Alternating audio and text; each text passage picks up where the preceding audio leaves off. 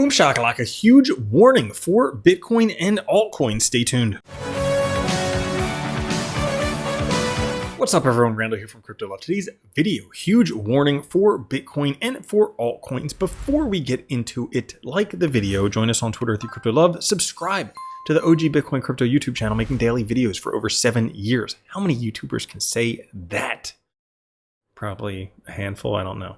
Now today, Fear and Greed Index 37, down from yesterday's 42, down from last week's 50.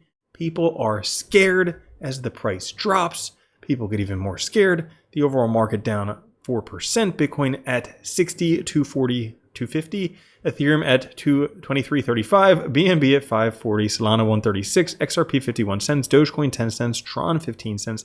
And Toncoin 519. Now, Bitcoin temporarily finding support on the baby making moving average, the 9-month moving average, because clearly Bitcoin likes making babies just as much as the next guy.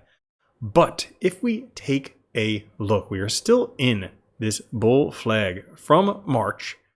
We do have higher lows here. We do have higher highs. So there's the potential that the trend has changed. We were also in October. Now, the last few times that we were rejected from the top, these are the bar patterns of what happened. So you can see pretty much sideways price movement forever, for the rest of time, until the end of time. Bitcoin price is just going to go sideways. Like some people said, $70,000 was the top, and it's just going to go sideways for the rest of time. Now, for those of you who don't believe that, let's go on with the rest of this episode. It was just business. As price got knocked down, degen crypto longs were liquidated, open interest nuked for $4.5 billion. Clearly, the easiest way to make money is just take out degen longs. Now, this is the worst start for Bitcoin in October in at least 10 years. You can see 2024 down here in red, and every other October has been better than this one. So literally the worst year in Bitcoin's history for October, or 10-year history for October. Notice, even with this year being an election year, very underperformant. So, that being said, it says note the propensity for the even number years to underperform. That's what it said, 2020, 2016, that type of thing. Now, it should also be noted here that really most of the Uptober in October doesn't happen until roughly the 16th to the 19th of October. Probably the 19th, we'll say right here.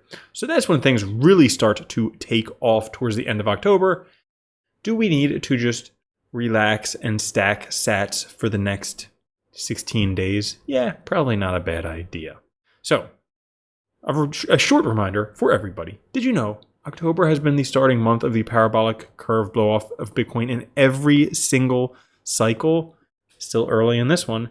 Meanwhile, Fear and Greed is at fear. We're going much higher, but take a look at this. These are Octobers. Things rocket off starting in October. Hopefully, we'll get a Rocktober this time as well, not a disappointing October.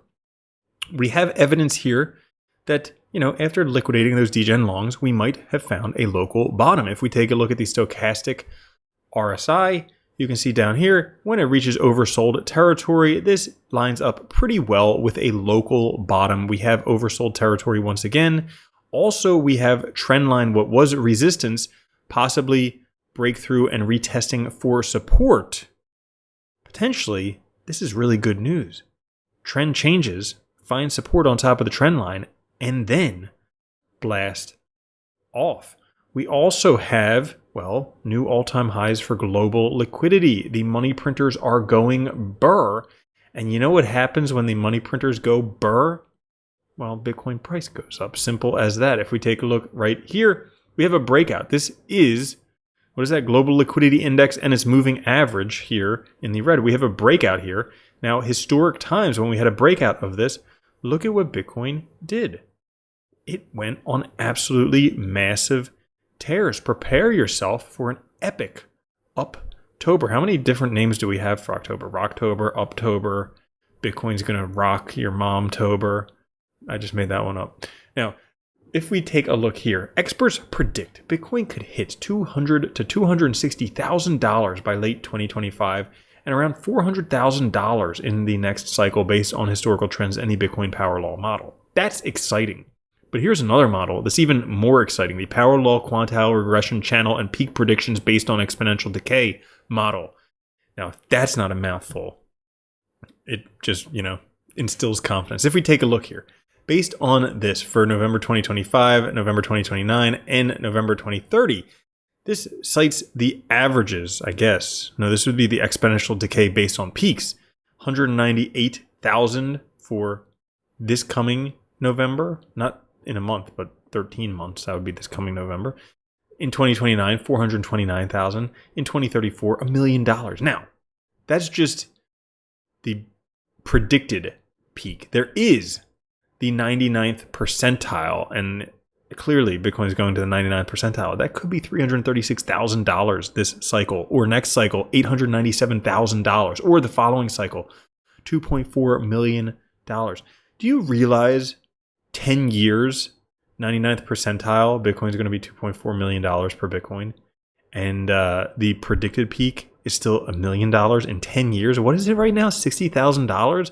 That means it's going to go up 20 times in the next 10 years. That's a pretty decent return on an asset. Holy freaking cow. But that's all we're going to talk about Bitcoin in this episode. Now let's take a look at some altcoins. Right now, Dogecoin just saw its largest spike in active Doge addresses in the past 6 months. Why do we look at Dogecoin? Because it is an oscillator. Every cycle goes up an order of magnitude, has done it since the beginning of time. Why would this time be any different? We see large interest in Dogecoin as the price has come down. The active addresses has gone up dramatically. As a matter of fact, similar to how Bitcoin just found support, broke through resistance and finding support, there's the possibility that Dogecoin is doing it as well for its price, also for its RSI as well. If it does rebound here, they predict to the 45% gains to roughly the 16 cent territory. But if we take a look here, the last 2 times Dogecoin had a MACD bullish cross, which is on the verge of occurring on the weekly chart, it rallied 90% and 180% respectively. And if you add those together and divide by 2, that's 135%, which is roughly, I don't know, like a 20-some cent Dogecoin. That would be pretty rad. So that's all for this episode. If you enjoyed it, like the video, join us on Twitter, @TheCryptoLove, subscribe to the channel, and also YouTube says watch that video right there. I'll catch you later. Have a good one. Love you. Peace. If you don't think Bitcoin's going to $1 million a coin and then $10 million a coin, you're already a loser. From now on, if you don't own Bitcoin, you're a moron.